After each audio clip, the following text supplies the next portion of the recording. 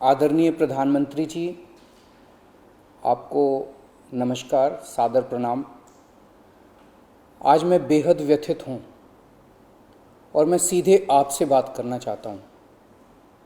अगर मुझसे कोई हिमाकत हो जाए, कोई भूल हो जाए तो मुझे माफ़ कर दीजिएगा। दिल्ली में अगले हफ्ते से घर घर राशन पहुँचाने का काम शुरू होने वाला था।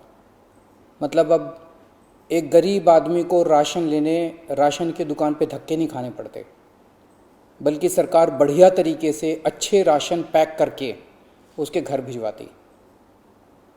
सारी तैयारी हो चुकी थी, टेंडर हो चुके थे, सारी तैयारी हो चुकी थी। बस अगले हफ्ते से ये शुरू होने वाला था। ये क्रांतिकारी कदम होने वाला था और अचानक आपने 2 दिन पहले इसको रोक दिया। क्यों सर? आपने ऐसा क्यों किया? पिछले 75 साल से इस देश की गरीब जनता राशन माफिया का शिकार होती आई है। पिछले 75 सालों से हर महीने फाइलों में जनता के नाम का राशन जारी होता है, पर उनको मिलता नहीं है। अधिकांश राशन चोरी हो जाता है। ये राशन माफिया बहुत ताकतवर है सर, बहुत ताकतवर। आज से 17 साल पहले मैंने इस माफिया के खिलाफ आवाज उठाई थी, इस माफिया को ललकारने की हिम्मत की थी। तब मैं दिल्ली की झुग्गियों में, एक एनजीओ में काम किया करता था। उन झुग्गियों में गरीबों को उनका राशन नहीं मिलता था, उनका राशन चोरी हो जाता था। तब हमने हिम्मत की गरीब लोगों को उनका राशन दिलवाने की। नतीजन हम पर 7 बार खतरनाक हमले हुए और एक बार तो इन लोगों ने हमारी एक बहन का गला काट दिया, लेकिन भगवान के दया से वो बच गई उस वक्त। तब मैंने कसम खाई थी कि इस व्यवस्था को अपने जीवन में कभी ना कभी जरूर ठीक करूंगा। तब तो दूर दूर तक सपने में भी नहीं सोचा था कि एक दिन दिल्ली का सीएम बन जाऊंगा। पर कहते हैं ना कि जब आप निस्वार्थ भाव से कोई संकल्प करते हैं तो ऊपर वाला भी अपने तरीके से आपका संकल्प पूरा करने में मदद करता है। इस ब्रह्मांड की सारी शक्तियां आपकी मदद करती हैं। इस राशन माफिया के तार बहुत ऊपर तक हैं सर। 75 साल में आज तक कोई सरकार इस माफिया को खत्म करने की हिम्मत नहीं कर पाई। दिल्ली में पहली बार एक सरकार आई है जिसने ये हिम्मत दिखाई है। अगर ये घर घर राशन व्यवस्था लागू हो जाती ना सर, ये राशन माफिया खत्म हो जाता। पर देखिए ये राशन माफिया कितना ताकतवर निकला। दिल्ली में ये योजना अगले हफ्ते से लागू होने वाली थी और 1 हफ्ता पहले इन्होंने इसको खारिज करवा दिया। आपने ये कह के हमारी स्कीम खारिज की है कि हमने केंद्र सरकार से इसकी अप्रूवल नहीं ली। ये गलत है सर। हमने एक बार नहीं, 5 बार आपकी अप्रूवल ली है।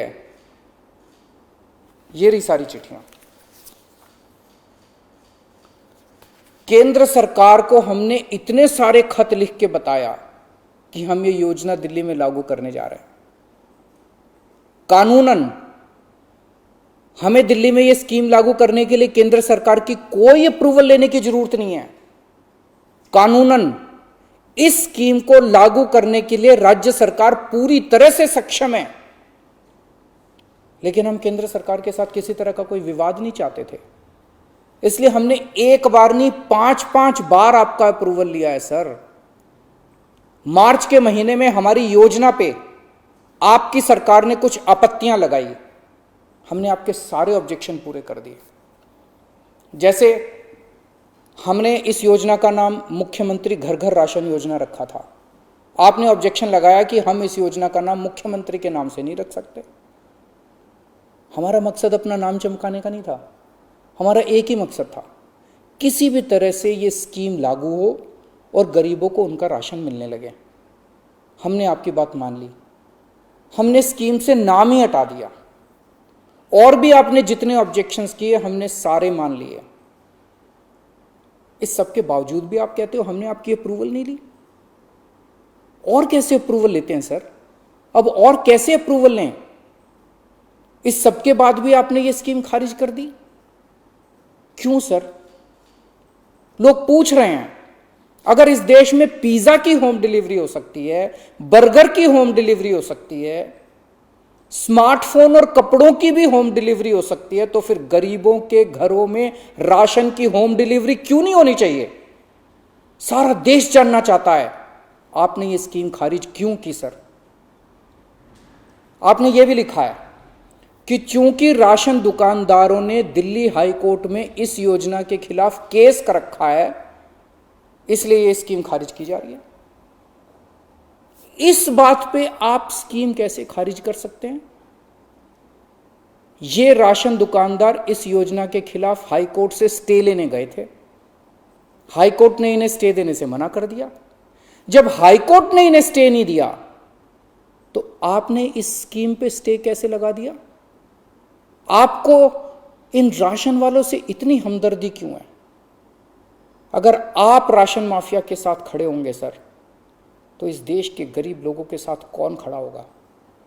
दिल्ली के उन 70 लाख गरीब लोगों का क्या होगा जिनका हर महीने ये राशन माफिया राशन चोरी कर लेता है? उन 20 लाख गरीब परिवारों की कौन सुनेगा?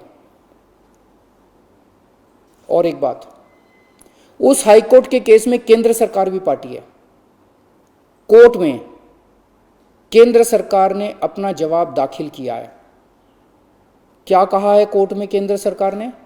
केंद्र सरकार ने कोर्ट में हमारी इस योजना के खिलाफ एक भी आपत्ति नहीं की है। जब कोर्ट में आपको हमारी योजना के खिलाफ कोई आपत्ति नहीं है, तो फिर कोर्ट के बाहर अब इस योजना को खारिज क्यों किया जा रहा है? ये कोरोना का बहुत कठिन समय है। मैं कई ऐसे लोगों को जानता हूं जो कोरोना होने के डर से राशन लेने नहीं जाते। राशन दुकान पे भीड़ लगती है, लोगों को लगता है कि अगर वो राशन लेने गए तो उन्हें कोरोना हो जाएगा। ये सब गरीब लोग हैं सर। इनमें कई लोग कोरोना काल में अपनी नौकरी खो चुके हैं, उनके घर में अब खाने को नहीं है। अगर हम उन्हें इनके घर तक राशन पहुंचाना चाहते थे, तो इसमें आपको क्यों आपत्ति है? कहा जा रहा है कि तीसरी लहर बच्चों पे भारी पड़ेगी। अगर उनके माता पिता को राशन दुकान पे भीड़ की वजह से कोरोना हो गया, तो उनके बच्चे भी तो फिर कोरोना ग्रसित हो जाएंगे। मुझे तो लगता है सर कि कोरोना काल में केवल दिल्ली ही नहीं बल्कि पूरे देश में घर घर राशन योजना तक या घर घर तक राशन पहुंचाने की इस योजना को लागू कर देना चाहिए। ये दुकानें सुपर स्प्रेडर हैं। राशन की दुकानों पे लगने वाली भीड़ से बचा जा सकेगा। कितने ऐसे बुजुर्ग हैं सर जो राशन की दुकान से राशन लेने नहीं जा सकते? कितनी ऐसी गर्भवती महिलाएं हैं जो राशन की दुकान से राशन नहीं ला सकती? अगर हम उनके घर राशन पहुंचाना चाहते हैं तो इसमें क्या समस्या है? केंद्र सरकार के कुछ ऑफिसर कह रहे हैं कि इस स्कीम के खारिज होने का असली कारण यह है क्योंकि केंद्र सरकार का राशन है। ये योजना लागू करके दिल्ली सरकार को इसका श्रेय क्यों मिलना चाहिए? सर यकीन मानिए, ये काम मैं रत्ती भर भी क्रेडिट के लिए नहीं कर रहा। मेरा सिर्फ एक ही मकसद है, किसी भी तरह गरीबों को उनका पूरा राशन मिले। आप प्लीज मुझे ये लागू कर लेने दीजिए। सारा क्रेडिट आपका, सारा श्रेय आपका। मैं खुद सारी दुनिया से कहूंगा खड़ा होकर कि ये योजना मोदी जी ने लागू की है। और फिर ये राशन ना आपका है ना मेरा है। ये राशन ना आम आदमी पार्टी का है ना भाजपा का है। ये राशन तो इस देश के लोगों का है, और इस राशन की चोरी रोकने की जिम्मेदारी हम दोनों की है। इस वक्त देश बहुत भारी संकट से गुजर रहा है। ये वक्त एक दूसरे का हाथ पकड़ के मदद करने का है। ये वक्त एक दूसरे से झगड़ने का नहीं है। लोगों को लगने लगा है कितनी मुसीबत के समय भी केंद्र सरकार सबसे झगड़ रही है। आप ममता दीदी से झगड़ रहे हैं, झारखंड सरकार से झगड़ रहे हैं, आप लक्षद्वीप के लोगों से झगड़ रहे हैं, महाराष्ट्र सरकार से लड़ रहे हैं, दिल्ली के लोगों से लड़ रहे हैं, किसानों से लड़ रहे हैं। लोग इस बात से बहुत दुखी हैं सर कि केंद्र सरकार सबसे लड़ रही है। ऐसे देश कैसे चलेगा? आप हम सबसे क्यों लड़ रहे हैं? हम सब आपके ही हैं, हम सब भारतवासी हैं। ऐसे में हम सब आपस में लड़ेंगे तो कोरोना से कैसे जीतेंगे? हमें आपस में नहीं लड़ना, हम सबको मिलके कोरोना से लड़ना है। कल सब लोग अखबारों की ये हेडलाइन पढ़ना चाहते हैं, मोदी जी ने दिल्ली सरकार के साथ मिलके दिल्ली के हर गरीब के घर राशन पहुंचाया। ये पढ़ना चाहते हैं लोग टीवी चैनलों पे ये ब्रेकिंग न्यूज़ देखना चाहते हैं कि मोदी जी और केजरीवाल ने मिलके दिल्ली के लोगों के, गरीब लोगों के घरों तक राशन पहुंचाया। लोग ये खबर पढ़ना चाहते हैं सर, लोग ये खबर सुनना चाहते हैं। लोग ये नहीं सुनना चाहते कि केंद्र सरकार ने फिर से दिल्ली सरकार से झगड़ा कर लिया, कि केंद्र सरकार ने फिर से दिल्ली सरकार की एक और अच्छी योजना पर रोक लगा दी।